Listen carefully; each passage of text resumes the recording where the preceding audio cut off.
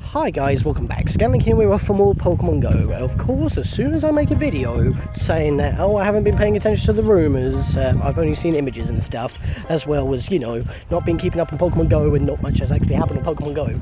As soon as I make that video, tons of information comes out, trailers come out, and it's like, are you bloody serious? Of course, bad timing on my part, but as you can see right there in the silhouette right there, there is a Alola Executor right over there, so I think I know where I'm going. Oh wait, how far is that? Oh god, oh dear, I gotta go in a completely different area. Oh, I could just find one right there. Wow, that's perfect. There's my thumbnail for the day. Oh my god.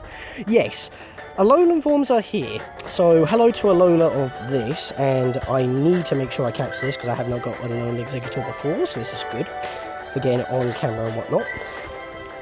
I was wondering where I would have to hit it, like right in the neck. Yeah, that's kind of weird, but yes.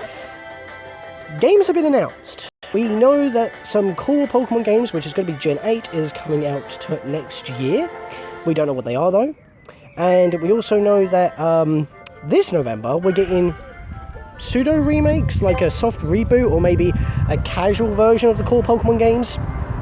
There is a remake of Pokemon Yellow split into two versions. If you remember in Pokemon Yellow, there's only one Pokemon on the desk. That's an Eevee, because your rival gets that. So you're given the wild Pikachu that Oka catches at the beginning of the game.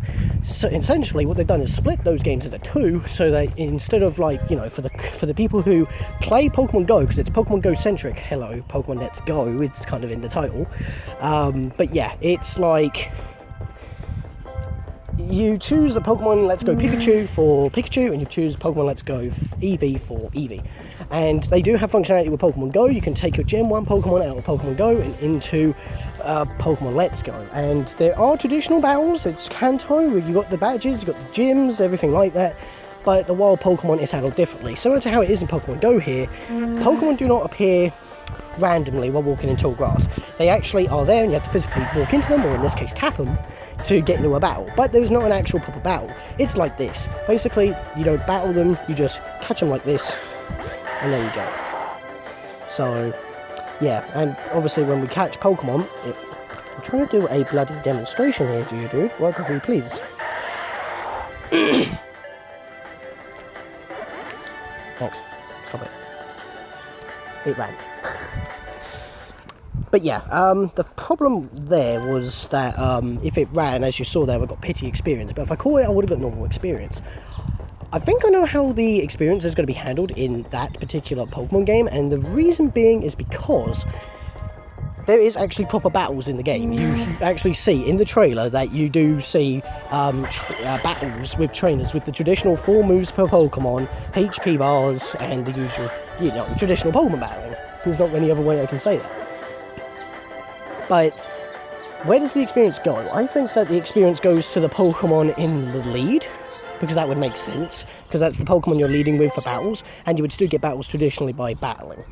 But it's also, so you don't battle wild Pokemon, you just catch them, which in a way kind of trims the fat quite a bit, so you don't have to, weaken the Pokemon, and then you have to get in a status problem, and then you have to make sure you're using the right ball, and hope to God that it works. You just chuck the ball, maybe curve it a bit with the Joy-Con, and there you go. And it's pretty much basically a Pokemon Go version of Gen 1. Hey, there's a nose pass, we can get that on screen as well.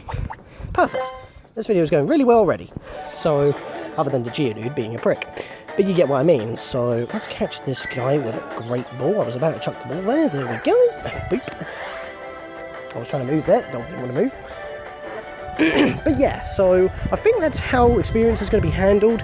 So you're not under-leveled. Basically, if you just want to get experience, you try and catch a Pokemon. If you catch it, you get a lot of experience. If you run, you get pity experience, like that 50 or 100 or whatever we just got when that Geodude ran away. Of course, that's going to cost you money or Pokédollars for Pokeballs. I'm not entirely too sure if you have infinite Pokeballs, or you pay a few Pokédollars for a better Pokeball, and you have a limited amount of those, but you have infinite Pokeballs. I'm not entirely too sure how that's handled.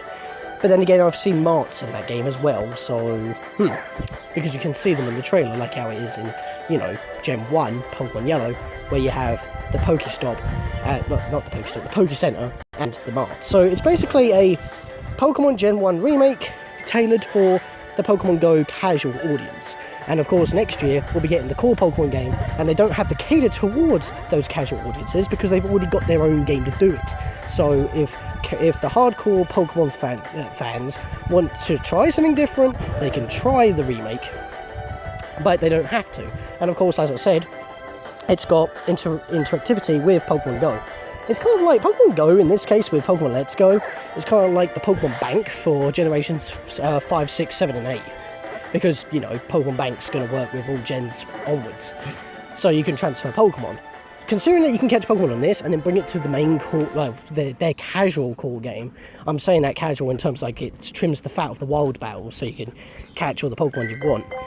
That's a thing. So yeah, you don't need a battle Pokemon, you don't need to weaken it, you just literally catch it. But when it comes to actual battling, that's still there for the trainers, for the gyms, possibly for the Elite Four and the champion if they keep the Elite Four, which I'm pretty sure they would, because how are you supposed to progress anyway? If it's supposed to be a remake of Pokemon Yellow, because you can see the similarities, they've announced that themselves, there you go. So it makes a lot of sense. Wow, that's a bunch of animals right there. It took me forever to catch that nose pass, by the way, Jesus. Is there any closer ones around here? Oh, I was about to tap, but then everything reloaded. Well, I guess I'm not going to find that out then, because I was just about to tap that, but fair enough. So I guess I'll just catch up. Oh no, my egg's going to hatch. Nothing but a rapid spam of information right here, but there you go.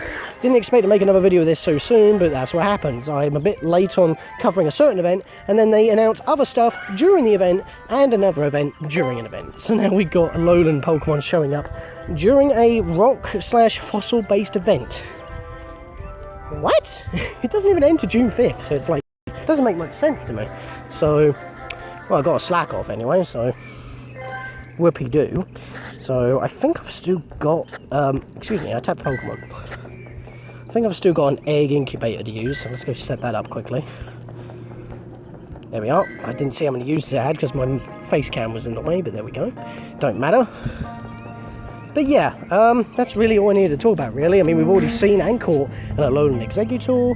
We've talked about Pokemon Let's Go Pikachu and Let's Go Eevee, which are remake/soft reboots for a casual side of Pokemon, which caters to the Pokemon Go audience mostly, because it uses the similar catching mechanism, but it still has the battling of the core franchise, which I'm pretty sure that they're not going to have EVs, because since, you know, you can't battle the wild Pokemon, and and that's a bit too meta, too complicated, too hardcore for the casual audience to understand. It's like, what the hell are EVs? Are you talking about the Pokemon EV or what?